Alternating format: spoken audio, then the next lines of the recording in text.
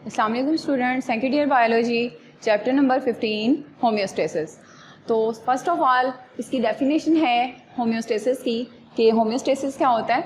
The production of internal environment from harms of fluctuations in external environment. Production of internal, अब internal environment कौन सा होगा? हमारे पास हमारी बॉडी का जो इन्वायरमेंट है वो क्या कहलाएगा? Internal environment. From harms of fluctuations, fluctuations क्या होते हैं?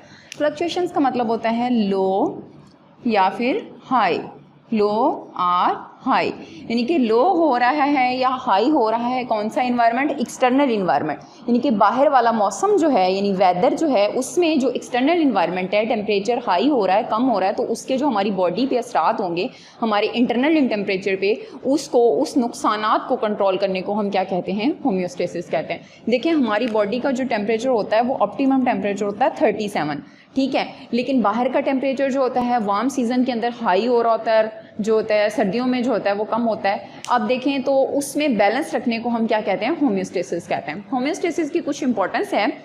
इंपॉर्टेंस में हमने उसने बताया है कि homeostasis reduce the internal fluctuations. Fluctuations क्या? कम और ज़्यादा, यानी लो और हाई रिड्यूस कर देता है। यानी कि अगर बाहर का टेम्परेचर ज़्यादा है, ठीक है, बहुत ज़्यादा गर्मी है, हमारा बॉडी टेम्परेचर कितना है? 37 है, तो उसने हमारे लिए ये क्या करेगा? उसको नॉर्मल रखेगा और जो है स्वेटिंग होगी यानी कि कूलिंग प्रोसेस रखेगा, उसको रिड्यूस कर देगा। और अगर बाहर का टेम्परेचर जो है वो बहुत ज़्यादा कम है यानी सर्दियों में कम है और अंदर वाला हाई है तो उसको उनके दरमियान भी ये बैलेंस रखेगा बाय कंट्रोल सिस्टम। किसके थ्रू? Control system. अब कंट्रोल सिस्टम क्या होता है? हमारे पास हमारा नर्वस सिस्टम यानी कि ब्रेन और स्पाइनल कार्ड। इसमें उसने बताया कि external temperature environment and it's fluctuation change continuously, कि एक्सटर्नल इन्वायरमेंट जो होता है वो कंटिन्यूसली चेंज हो रहा होता है, यानी कि तेज़ी से, जैसे हमारा रूम टेम्परेचर और होता है, कॉरिडोर का टेम्परेचर और होता है, सन में चले जाएं और टेम्परेचर होता है, वो तेज़ी से चेंज भी हो सकता है, कंटिन्यूसली चेंज हो ही जा रहा है। लेकिन जो हमारा इंटरनल टेम्परेचर है इन्वायरमेंट चेंज नैरो रेंज, ठीक है, internal environment change narrow range, यानी स्लोली हो रहा है, बहुत तेज़ी से नहीं होगा कि अगर हम किसी एसी वाले रूम में बैठे हैं तो फ़ौरन से अगर बाहर जाते हैं तो हमारा बॉडी टेम्परेचर फ़ौरन से चेंज नहीं होता, उसको कोई ना कोई टाइम पीरियड रिक्वायर है, थोड़ा सा टाइम पीरियड रिक्वायर्ड होता है, ठीक है। तो एक्सटर्नल टेम्परेचर जो है वो कंटिन्यूसली चेंज हो रहा है जबकि इंटरनल टेम्परेचर जो है वो नैरो रेंज में चेंज होता है। अब इसके लेवल्स होते हैं, 2 लेवल्स हैं, ऑर्गेनिज्म लेवल और सेल लेवल, यानी कि होम्योस्टेसिस के कितने लेवल हैं? 2 लेवल हैं, ऑर्गेनिज्म लेवल और सेल लेवल। तो हम डिस्कस करते हैं ऑर्गेनिज्म लेवल को। तो ऑर्गेनिज्म लेवल में जो हमारे पास सबसे पहले आता है वो क्या होता है? Osmo regulation. ऑस्मो रेगुलेशन, ठीक है, ये हमारे पास ऑस्मो रेगुलेशन हो गया। उसके बाद दूसरा हमारे पास होता है एक्सक्रीशन, ठीक है, एक्सक्रीशन। इसके बाद हमारे पास होता है जी थर्मो रेगुलेशन। थर्मो रेगुलेशन, ठीक है। 3 टर्मिनोलॉजीज़ आती हैं हमारे पास कौन से लेवल में? ऑर्गेनिज्म लेवल में, ऑस्मो रेगुलेशन, एक्सक्रिएशन और थर्मो रेगुलेशन। तो हमने ऑस्मो रेगुलेशन की डिफाइन हमारे पास क्या है? The maintenance of the water and salt in the body is called the osmo regulation.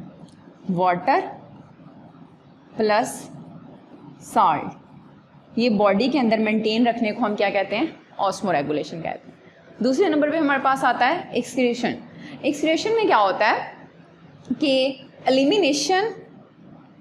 Elimination of nitrogen waste, nitrogen waste को eliminate करना है, नाइट्रोजीनियस वेस्ट, ठीक है, उनको एलिमिनेट करना। एलिमिनेट करने का क्या मतलब होता है? बॉडी से बाहर निकाल देना। Elimination of nitrogen waste from the body is called excretion. लेकिन हम एलिमिनेट कैसे करेंगे और नाइट्रोजन वेस्ट क्या है हमारे पास? तो नाइट्रोजन वेस्ट जो होते हैं उनमें हमारे पास आ जाता है यूरिया, ठीक है, अमोनिया और यूरिक एसिड। यूरिक एसिड, ये 3 चीज़ें जो हैं हमारे पास नाइट्रोजीनियस वेस्ट के अंदर आ जाती हैं। अब ये नाइट्रोजन वेस्ट जो होते हैं ये बॉडी के अंदर इनकी मिकदार ज़्यादा होती है तो नुकसान होते हैं, इसलिए इनको क्या है एलिमिनेट करना है। अब एलिमिनेट करने का जैसे स्वेटिंग होती है, पसीना आता है, यूरिन पास करते हैं, उसके थ्रू ये क्या हो जाते हैं एलिमिनेट हो जाते हैं, बॉडी से निकल जाते हैं। फिर आता है थर्मोरेगुलेशन। थर्मोरेगुलेशन में है maintenance of internal temperature with tolerable range. ठीक है, टॉलरेबल रेंज कि टेम्परेचर को काबिल बर्दाश्त जो है मेंटेन करने को हम क्या कहते हैं, थर्मोरेगुलेशन कहते हैं। तो यहाँ तक तो था हमारा कि 2 लेवल्स हैं, ऑर्गेनिज्म लेवल में ऑस्मोरेगुलेशन आ गया, एक्सक्रीशन आ गया और थर्मोरेगुलेशन आ गया। इसके बाद हमने डिस्कस करना है सेल लेवल।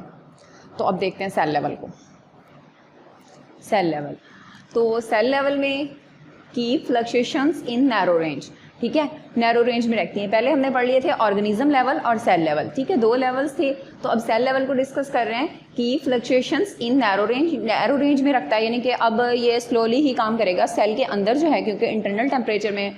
तो इसमें एक्स्ट्रा सेलुलर और इंट्रा सेलुलर। एक्स्ट्रा सेलुलर का मतलब है कि ये साइटोप्लाज्म के अंदर कैसे काम कर रहा है, यानी कि हमारे पास अगर ये सेल है तो सेल के अंदर न्यूक्लियस पड़ा हुआ है और ये सारा इसका क्या होता है, साइटोप्लाज्म होता है। तो साइटोप्लाज्म के अंदर जो इफेक्ट हो रहे हैं उसको हम क्या कहते हैं, यानी कि एक्स्ट्रा सेलुलर साइटोप्लाज्म। और इंट्रा सेलुलर में क्या होता है, इंटरस्ट्रियल फ्लूइड, यानी कि जितना भी फ्लूइड है, जितना भी पार्टीशन हो रही है सेल के अंदर, जितना भी मटेरियल है उसके अंदर जो भी कंट्रोल हो रहा है होम्योस्टेसिस का, उसको हम क्या कहते हैं जी, इंट्रा सेलुलर। ठीक है, इसके कुछ ऑब्जेक्शंस हैं, ऑब्जेक्ट्स दिए हुए हैं, इसके ऊपर बताया गया कि क्या है कि होम्योस्टेसिस जो होता है वो डज नॉट फिक्स, कि ये फिक्स नहीं होता ना। इसका जो एक्सटर्नल टेम्परेचर है ना वो कभी भी फिक्स नहीं है, ना ही इंटरनल टेम्परेचर फिक्स है।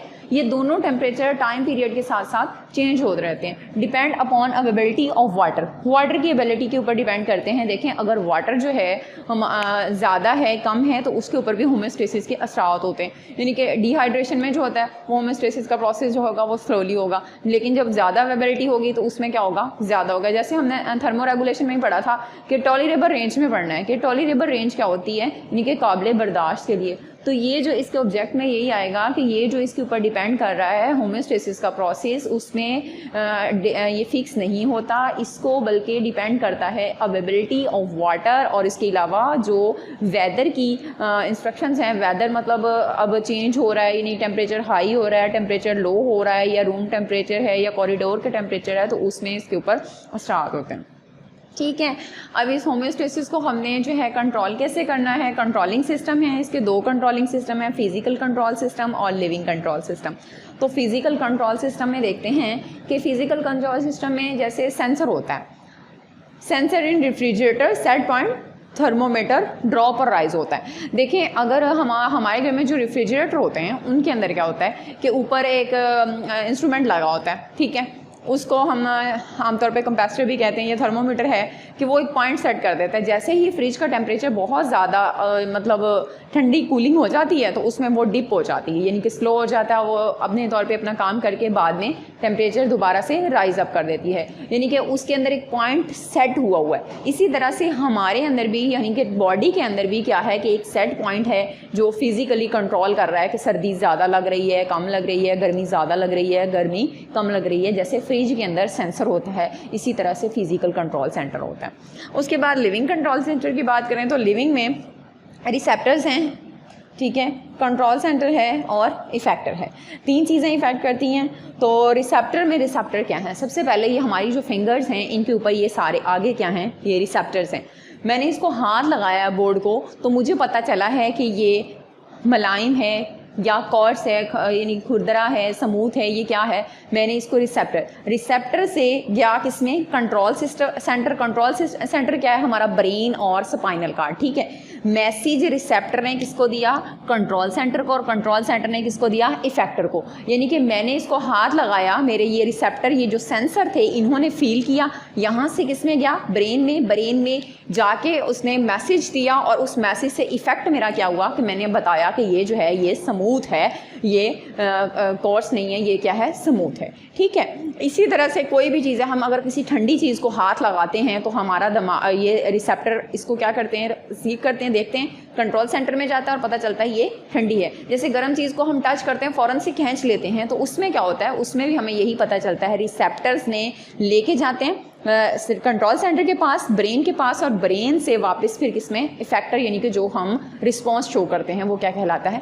इफेक्टर। ये हमेशा इसका नेगेटिव फीडबैक होता है, ठीक है।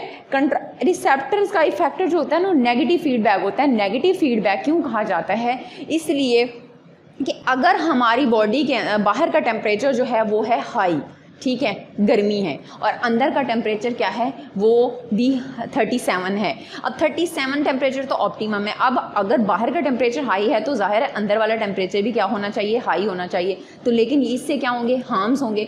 इसका नेगेटिव फीडबैक ये होगा कि कूलिंग फैक्टर देगा, यानी स्वेटिंग होगी और उसको स्लो करेगा, बाहर के टेम्परेचर के रिवर्स प्रोसेस करेगा, यानी कि उसका जो होगा उल्ट प्रोसेस हो जाएगा। यानी कि अगर बाहर का टेम्परेचर हाई हो रहा है तो ये अंदर वाले टेम्परेचर को क्या करेगा, लो करेगा। इसी तरह से सर्दियों में बाहर का टेम्परेचर कम होता है और अंदर का टेम्परेचर जो होता है जैसे हाई करना होता है। जैसे हमारे मुंह में जैसे हम सांस लेते हैं तो फील होता है कि भाप आ रही है, यानी कि बाहर का टेम्परेचर की निस्बत अंदर वाला टेम्परेचर जो होता है वो गर्म होता है। तो ये हमेशा इसका नेगेटिव फीडबैक होगा, यानी कि उसके इनवर्स प्रोसेस होगा, उल्ट प्रोसेस जाएगा उसका, कि रिसेप्टर, कंट्रोल सिस्टम और इफेक्टर। रिसेप्टर जो हैं ये हमारी स्किन के ऊपर भी हैं, या हम किसी चीज़ को टच करते हैं तो हमारे कंट्रोल सिस्टम में, ब्रेन में जाते हैं, और ब्रेन से फिर इफेक्टर जो हम रिस्पॉन्स शो करते हैं। तो होम्योस्टेसिस का जो होता है हमेशा से जो इसका सिस्टम का रिस्पॉन्स होगा, फीडबैक होगा, उसको हम क्या कहेंगे, नेगेटिव फीडबैक कहेंगे। तो यहाँ तक था हमारा टॉपिक होम्योस्टेसिस, जिसमें हमने डिफाइन पढ़ी है, उसके फिर उसके जो आगे